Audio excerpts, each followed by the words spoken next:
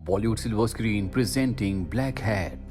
इस कहानी की शुरुआत में हांगकांग में एक पावर प्लांट को दिखाया जाता है जहां के सिस्टम को कुछ लोग एक खास सॉफ्टवेयर से हैक कर लेते हैं और इस वजह से वहां का कूलेंट पंप बंद हो जाता है, जिसके बाद वहां पर हीट बढ़ना शुरू हो जाती है और तभी वहां पर एक ब्लास्ट होता है। इस ब्लास्ट के बाद आर्मी के बड़े बड़े ऑफिसर्स की एक मीटिंग होती है जिसमें गवर्नमेंट के भी बड़े बड़े ऑफिसर्स होते हैं। यहाँ पर कैप्टन को दिखाया जाता है जिसे आईटी सेक्टर की बहुत नॉलेज है। उससे पूछा जाता है कि हैकर्स ने कैसे हमारे सिस्टम को हैक कर लिया।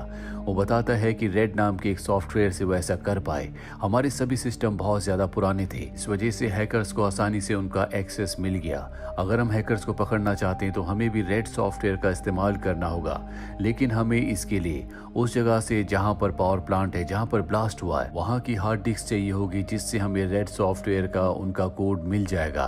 लेकिन इस वक्त हम वहां पर नहीं जा सकते क्योंकि ब्लास्ट के बाद उस जगह का तापमान बहुत ज्यादा बढ़ चुका है। अब इस केस में एफबीआई भी इनकी मदद करती है, जिसके बाद वो कैप्टन को कुछ कोड्स भेजती है और वो कोड लेकर वो अपनी बहन के पास जाता है और कहता है कि एफबीआई ने मुझे कुछ कोड्स भेजे थे जिन्हें डिकोड करने के बाद मुझे पता चला कि हैकर्स का जो ग्रुप है उनका नाम है ब्लैक हैट और ये बहुत खतरनाक लोग हैं। अगर जल्दी इन्हें नहीं पकड़ा गया तो ये दुनिया में तबाही ला सकते हैं। इसके लिए मुझे किसी ऐसे इंसान की जरूरत है जिसे कंप्यूटर की सॉफ्टवेयर की बहुत ही साउंड नॉलेज हो, साथ ही जिस पर मैं भरोसा कर सकूं, और तुम्हारे अलावा मेरे पास ऐसा कोई भी इंसान नहीं है। उसकी बहन उसका साथ देने के लिए तैयार हो जाती है। साथ ही यहाँ पर ब्लैक हैट ने, यानी कि उस ग्रुप ने जो हैकर्स का है, उन्होंने शेयर मार्केट में भी बहुत छेड़छाड़ की होती है और अब कैप्टन एफबीआई के पास जाता और उनसे कहता है कि मुझे निकोलस की जरूरत है। निकोलस का नाम सुनते ही वो लोग उसे अजीब नजरों से देखते हैं और कहते हैं कि निकोलस को छोड़ा नहीं जा सकता, इस वक्त वो जेल में है। उसने कई बैंक्स के कंप्यूटर को, सिस्टम को, सॉफ्टवेयर को हैक करके उन्हें लूटा है,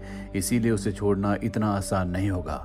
कैप्टन बताता है कि जब मैं एमआईटी में था तो उसने मेरे साथ मिलकर एक बुक लिखी थी जिस बुक में ज्यादा इनपुट निकोलस का ही था और उसी बुक को पढ़ने के बाद हैकर्स ने ये सारे काम किए हैं। अगर हमें उन हैकर्स को, यानी कि ब्लैक हैट को पकड़ना है तो हमें किसी ऐसे इंसान की जरूरत है जो उनसे भी तेज हो और निकोलस ही ऐसा इंसान है।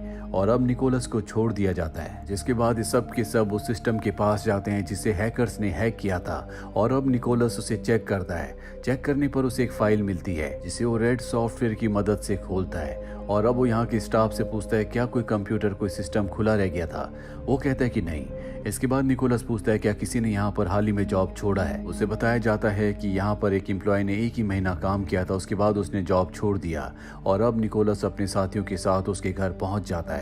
लेकिन जब वहां पहुंचते तो इन्हें पता चलता है कि उसकी मृत्यु हो चुकी है।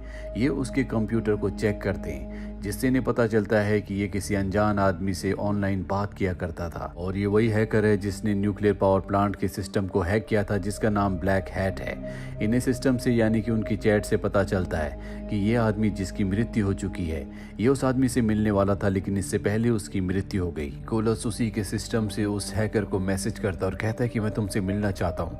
हैकर उससे मिलने के लिए तैयार हो जाता और उसे एक रेस्टोरेंट में मिलने के लिए बुलाता है। हालांकि निकोलस को जेल से तो छोड़ दिया गया है लेकिन उसे आजाद नहीं किया गया। उसके एंकल में एक ब्रेसलेट लगाया गया है जिससे उसको मॉनिटर किया जा सकता है कि वो कब, कहाँ और किस जगह पर है और उसे मॉनिटर करने के लिए एक मार्शल हमेशा उसे मॉनिटर करता रहता है। साथ ही निकोलस ने ये भी शर्त रखी होती है कि अगर उसने इस केस में एफबीआई की, गवर्नमेंट की हेल्प की और उस हैकर को ढूंढ निकाला तो उसे आजाद कर दिया जाएगा। अब निकोलस और उसके साथी शेयर मार्केट पर भी नजर डालते हैं और उन शेयर्स को चेक करते हैं जिन्हें मैनिपुलेट किया गया था और उन लोगों का पता लगाते हैं जिन्हें इनसे बहुत ज्यादा फायदा हुआ था। ऐसे 3 लोग थे और इन तीनों लोगों ने एक अकाउंट से पैसे निकाले थे। फिलहाल ये उस जगह, उस रेस्टोरेंट में जाना चाहते हैं जहां पर हैकर इनसे मिलने वाला है, इसीलिए निकोलस कैप्टन की बहन के साथ वहां पहुंच जाता है। लेकिन बहुत देर तक भी जब कोई नहीं आता तो ये दोनों के दोनों अंदर जाते हैं जहां पर एक कंप्यूटर सिस्टम होता है जिसके कैम से इनके ऊपर नजर रखी जा रही होती है और अब उसी सिस्टम से निकोलस उस हैकर से बात करता है। हैकर निकोलस को मैसेज करता है, हु आर यू। वो बताता है कि मेरा नाम घोस्ट मैन है। इस बात से उस हैकर को गुस्सा आ जाता है और वो लिखता है कि बहुत जल्दी तुम्हारी मौत होने वाली है।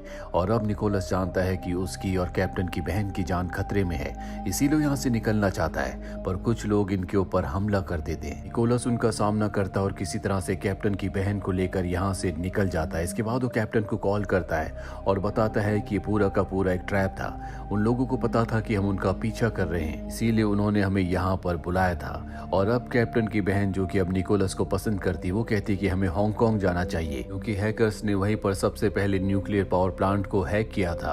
ये दोनों के दोनों हांगकांग आ जाते हैं, जहाँ पर ये कुछ लोगों से मिलते हैं।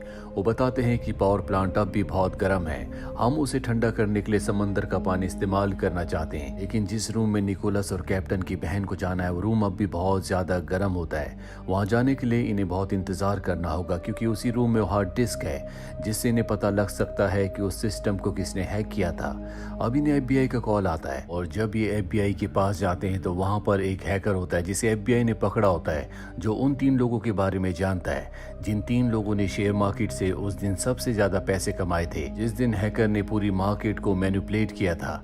ये आदमी बताता है कि पैसे अब भी अकाउंट में है, वो लोग कभी भी आपस में बात नहीं करते, वो सिर्फ मिलते हैं। ये सारी बातें सुनने के बाद निकोलस कहता है कि इन तीनों का कोई हेड भी है, क्योंकि अगर ये तीनों इंडिविजुअली काम कर रहे होते तो अब तक ये पैसे निकाल चुके होते, और इन्होंने पैसे नहीं निकाले, इसका मतलब कोई इन्हें गाइड कर रहा है। अब FBI की टीम निकोलस की मदद से उन तीनों लोगों को ट्रेस करती है और इन्हें पता चलता है कि वो तीनों लोग अलग अलग जगह जाते हैं, जिसके बाद ये एक जगह मिलते हैं और उसी जगह पर इन्हें एक और नाम मिलता है जो होता है एलियस का, जो अक्सर उसी दिन उस जगह पर जाता है जहां पर ये तीनों एक साथ मिलते हैं। निकोलस उसके घर पर उसकी जगह पर पहुंच जाता है जहां पर वो वहां के सारे सिग्नल्स को हैक करके मैसेज भेजता है, लेकिन वो तीनों हैकर्स बहुत ज्यादा चालाक होते हैं। उन तक कभी कोई ना पहुंचे या उनके बारे में कभी किसी को पता ना चले, इसीलिए उन्होंने यहाँ के सिग्नल्स को जाम किया होता है।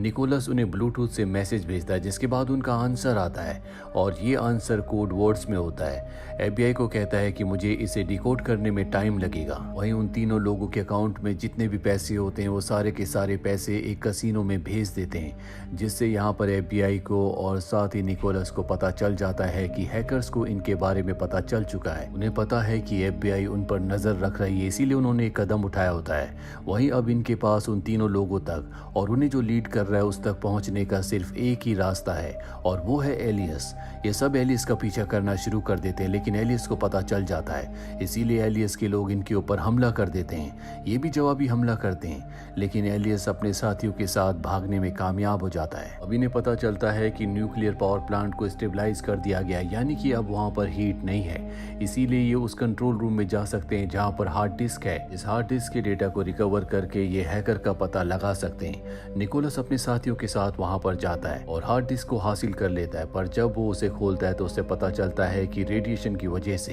हार्ड डिस्क करप्ट हो गई है।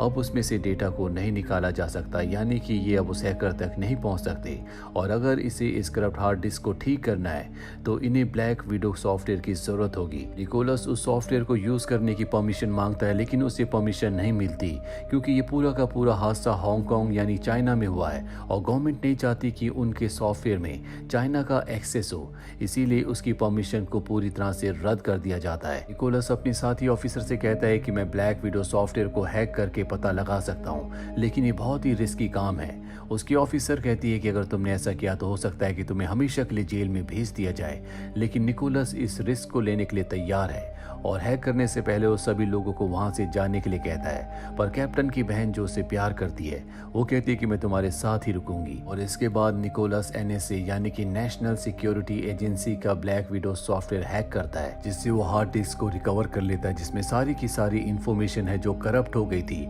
और उससे पता चलता है कि हैकर बहुत ज्यादा चालाक है। वो एक ऐसे सिस्टम को यूज करते हैं जिसे हैक नहीं किया जा सकता, और उस सिस्टम का जो सर्वर है वो जकार्ता में है। अब यहाँ पर NSA को और FBI को पता चल चुका होता है कि निकोलस ने उनके सिस्टम को यानी कि NSA के सिस्टम को जिसमें ब्लैक विडो सॉफ्टवेयर है उसे हैक किया था, इसीलिए ऊपर से ऑर्डर्स आते हैं कि निकोलस को गिरफ्तार करके सलाखों के पीछे एक बार फिर से भेज दिया जाए।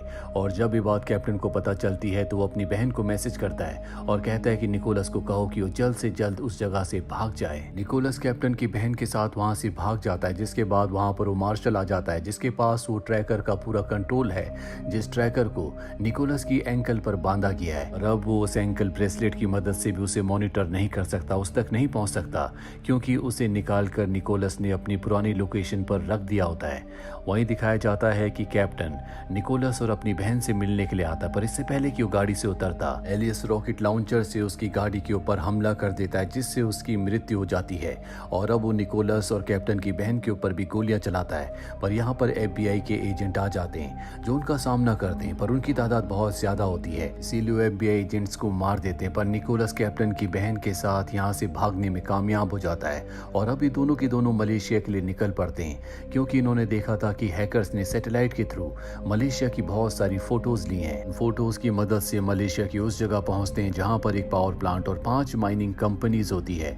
निकोलस यहां पर सारा हैकर्स का प्लान समझ जाता है कि हांगकांग के पावर प्लांट को हैकर्स ने सिर्फ इसीलिए हैक किया था ताकि वो जान सके कि उन्हें कोई पकड़ सकता है या नहीं। वो एक तरह का उनका टेस्ट प्लान था, लेकिन असली प्लान उनका यहाँ पर होता है। यहाँ पर भी वो पावर प्लांट को हैक करेंगे, जिसके बाद वो यहाँ के सबसे बड़े डैम को ब्लास्ट कर देंगे, जिससे यहाँ की सभी माइंस के अंदर पानी भर जाएगा। यहाँ पर क्राइसिस आ जाएंगे और जो पैसे उनके पास हैं, जो उन्होंने शेयर मार्केट से कमाए हैं, वो उन सारे पैसों को यहाँ पर इन्वेस्ट करेंगे, क्योंकि यहाँ की कीमतें बहुत कम हो जाएंगी और इस इन्वेस्टमेंट से उन्हें इतना फायदा होगा जिसके बारे में कभी किसी ने सोचा भी नहीं था।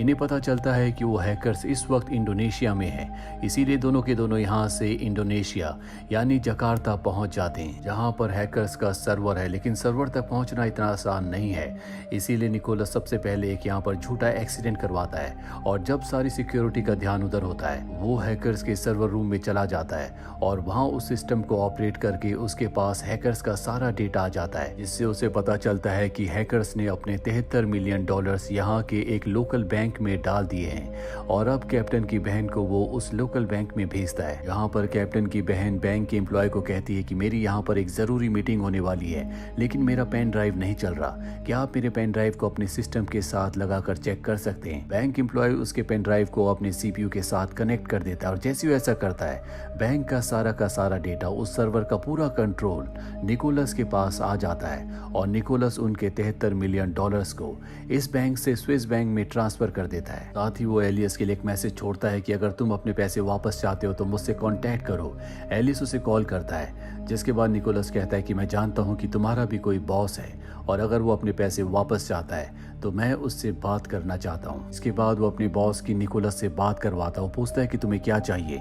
निकोलस बताता है कि आगे का जो तुम्हारा प्रोजेक्ट है उसमें मुझे एक हिस्सा चाहिए। बॉस कहता है ठीक है, मैं तुम्हें हिस्सा देने के लिए तैयार हूँ, लेकिन सबसे पहले मैं तुमसे मिलना चाहता हूँ। निकोलस उससे मिलने के लिए तैयार हो जाता है और निकोलस को अच्छी तरह से पता है कि वो हिस्सा नहीं देंगे, बल्कि वो उसे डबल क्रॉस करेंगे, इसीलिए वो पूरी तैयारी के साथ वहां पर जाता है, जहां पर इलियास उसे गन पॉइंट पर ले लेता है। इलियास ने कैप्टन को मारा है, जो कि उसका बहुत अच्छा दोस्त था, जो उसके साथ कॉलेज में पढ़ता था, इसीलिए उसकी मौत का बदला लेने के लिए वो इलियास को मार देता है। जिसके बाद निकोलस पर कई गोलियां चलाई जाती है, उस पर कई गोलियां लग भी जाती है, लेकिन उसने बुलेट प्रूफ कवच पहना था।